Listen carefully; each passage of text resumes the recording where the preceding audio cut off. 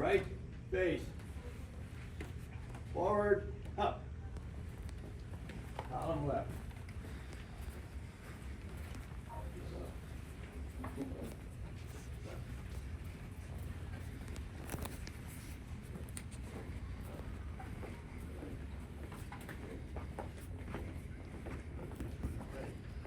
Column, halt. Left face.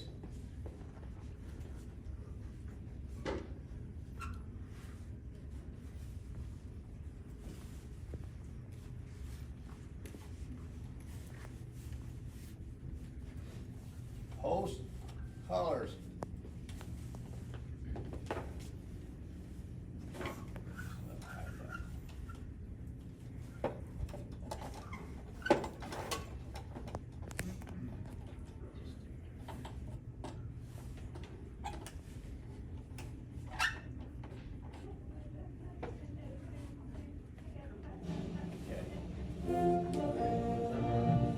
Present arm.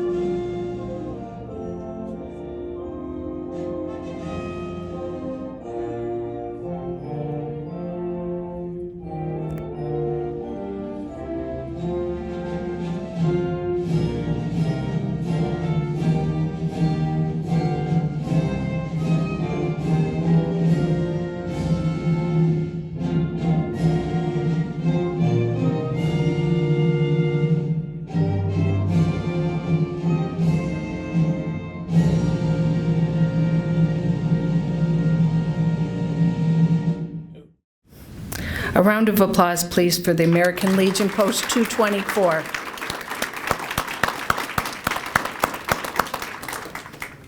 We're grateful they come out. Oh, please take a seat.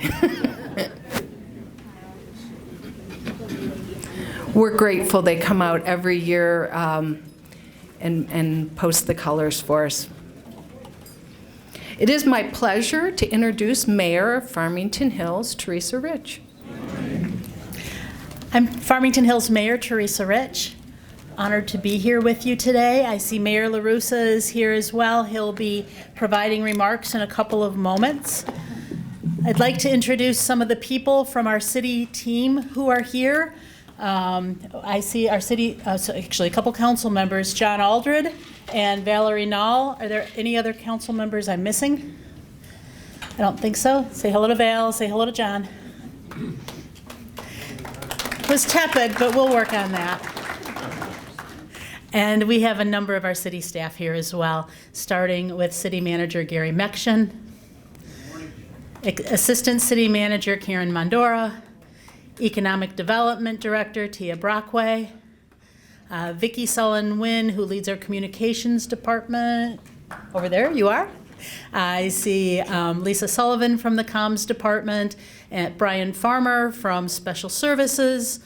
You of course know Marcia and her team, and I see Fire Chief John Unruh. If there's anyone, and Paul from our AV team, who is going to be with me until about 9 o'clock tonight because it's council night.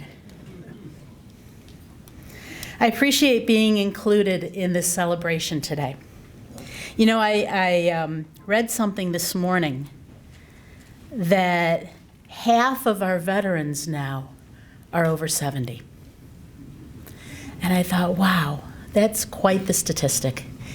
And I thought about the veterans in my life.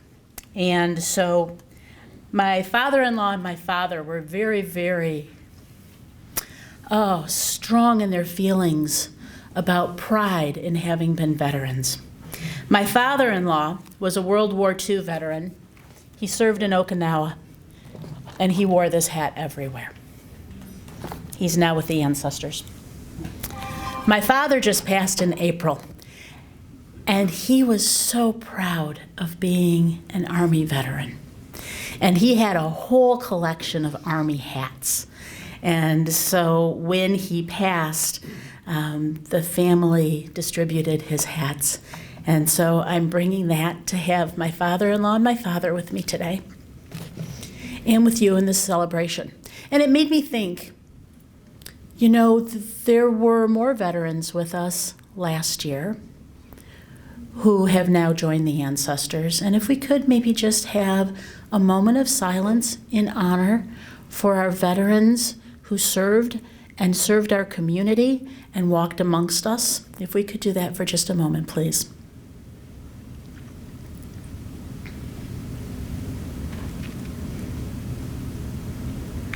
Thank you. Now for the prepared remarks.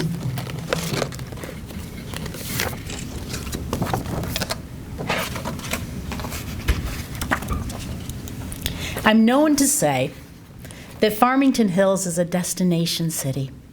We're full of joy, optimism, and resilience.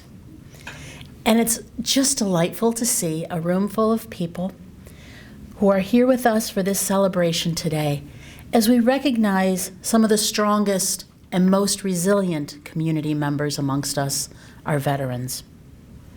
So I'm grateful for the opportunity to thank the men and women from Farmington Hills to step up and serve our country. Each year on November 11th, we celebrate the bravery and sacrifice of the millions of Americans who carry the honor of being a veteran. And they make me so proud to be an American. And I love walking around to the tables at this event and hearing your stories. Where did you serve? When did you serve? For 28 years, Farmington Hills has had the privilege of recognizing our local veterans here in this forum. So whenever and wherever your service took place, you earned my respect and this nation's respect, in part because you shared your commitment to service, country, and a cause greater than yourselves. Because of our veterans, our nation has remained free and been able to bring that freedom to others. We owe our veterans an unending gift of gratitude and respect for their service and sacrifice. Across the country and in every community, and of course here in Farmington Hills, Americans are reflecting today on all that veterans have done for us and how they've helped us to live in freedom, something we very often take for granted. As a community, we're deeply grateful to the veterans who defended America in the past, the service members who continue to defend our freedoms today, and we are so thankful to have the opportunity to acknowledge our local veterans joining us this morning, as well as those who could not join us today. To every veteran, we owe you a debt we can never repay. So finally, I'd like to thank the staff at the Costic Center for hosting this event for the past 28 years and for creating such a wonderful community for our adults 50 and better. The Costic Center, as we all know, is a very special place. And so for those of you in the 50 and better community, we look forward to hearing from you as we plan for the future of the services we will be providing in our city. The Commission on Aging is going to be hosting listening sessions for Costic users so they can share their ideas and input about the Costic Center and the city's programs for adults 50 and better. These are going to be held right here at the Costic on Tuesday, December 3rd, from 11 a.m. till noon and from 1 until 2. And we hope that people will come and join us and share their points of view. Once again, thank you to our veterans who have served with honor. Farmington Hills is proud to have you here as our community members. I'd also like to acknowledge our State Representative Samantha Steckloff is here with us. And we have a representative from Senator Mary Kavanaugh's office as well. Oh, and Senator Rosemary Bayer is here too. And with that, I turn it back to you, or even better yet, introduce my sidekick, Mayor LaRussa from the City of Farmington.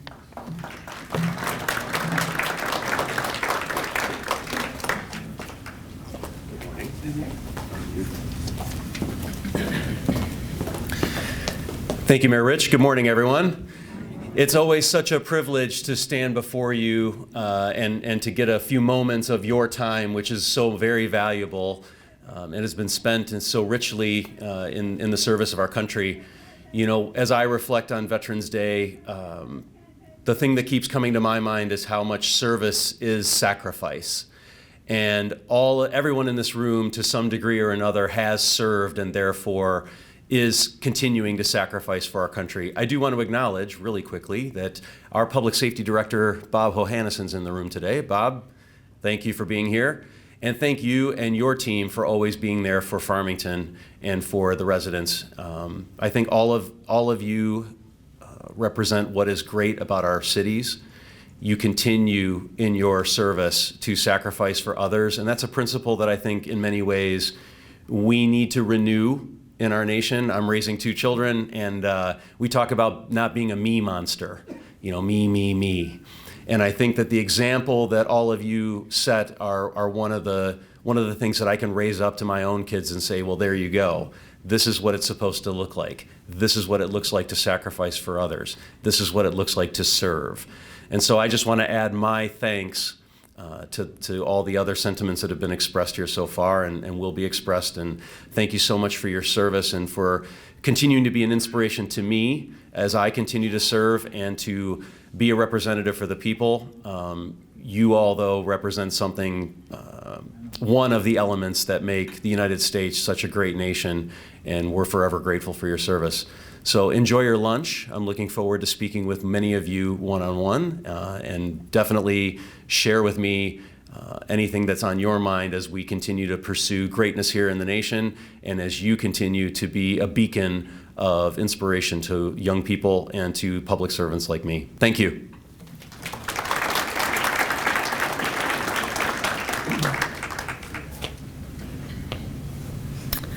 So, before we move on, I'd like to acknowledge American House. American House has sponsored this event for 28 years, and that's truly amazing. So, shout out to American House. Let's give them a round of applause.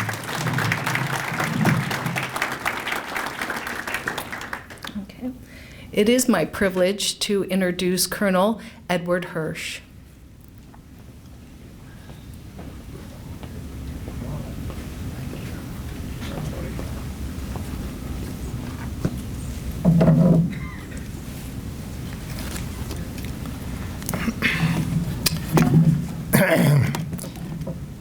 Those who have served and those currently serve in the United States of America as members of the uniformed services, as civil servants, and those contractors are ever mindful that the sweetness of enduring peace has always been tainted by the bitterness of personal sacrifice.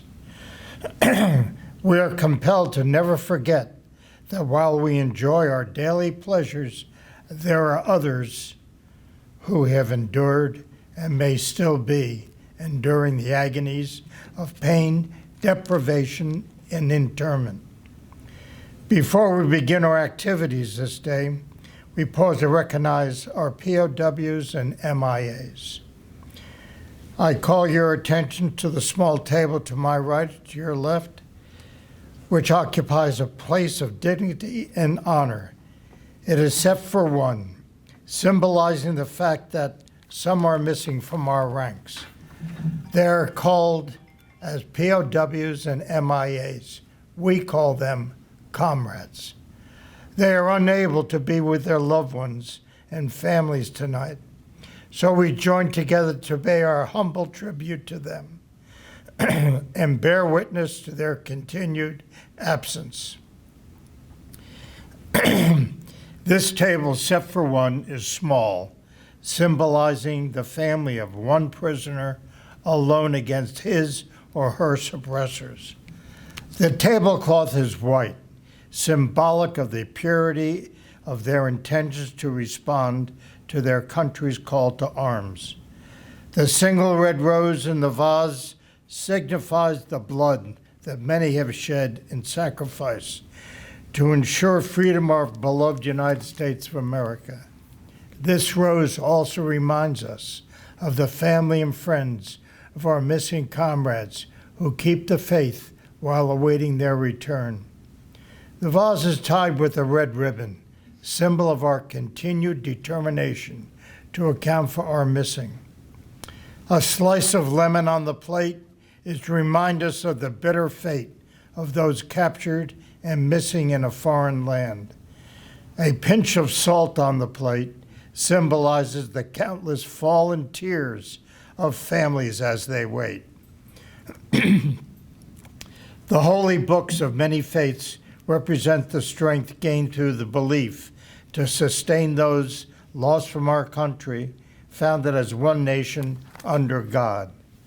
The candle is reminiscent of the light of hope, which lives in our hearts to illuminate their way, home away from their captors to open arms of a grateful nation. The glass is inverted. They cannot drink with us today. The chair is empty. They are not here. Let us hope that all of our comrades will soon be back within our ranks. Let us remember and never forget their sacrifices. May God forever watch over them and their families. Thank you for your attention.